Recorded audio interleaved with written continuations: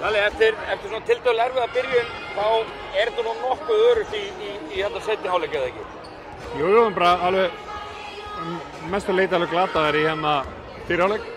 Ágætti svona annað leikluti kannski en virkilega flott í seinni hálfleik. Sérstaklega hvernig við komum bara til leiks og hérna settum tóninn. En í þetta byrjun, hvað var í gangi? Var stress í þínum konum eftir að tappa í höllinni? Já, ég veit ekki hvað það var sko. Já, pínu, í raun og veru sko, en það var nú ekki eins slæmt en þetta var alls ekki nógu gott en ég las vel yfir þeim í hálfleik og þær rifið sig í gang og bara virkilega ánægð með þær. Og hvað, var það bara hárþurrka í hálfleik eða? Ég tek það nú eiginlega aldrei sko, en þetta var svona kannski næstu í þannig, en ekki alveg.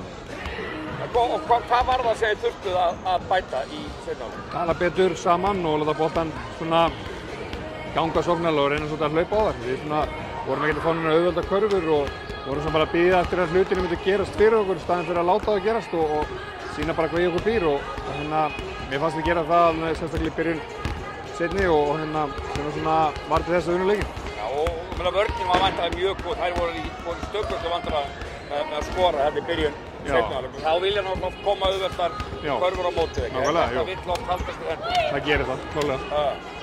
1-0 yfir, þið farið á laugardaginn, aftur farið norður, ekki aftur en farið norður. Hvernig leggst það í þessu í fljótafræði? Það bara leggst vel í mig, það er svona betri veðurspá og við ætlum bara að sigla í gegnum ferðin allan á norður vel en við þurfum að mæta tilbúnari frá fyrstu mínútu og það er svona mitt bara jobb að undirbúða undir það. Já, menn þið ættu að vita það, þú ættir að vita það, það þýðir ekkert að mæta ekki tilbúinir til leiks á móti þessu lið. Það eru fljótar refsar ekki. Já, við erum búin að pröfa það og töpuðum, þannig að við þurfum að mæta tilbúinir. Og vonandi búin að læra því. Já, vonandi.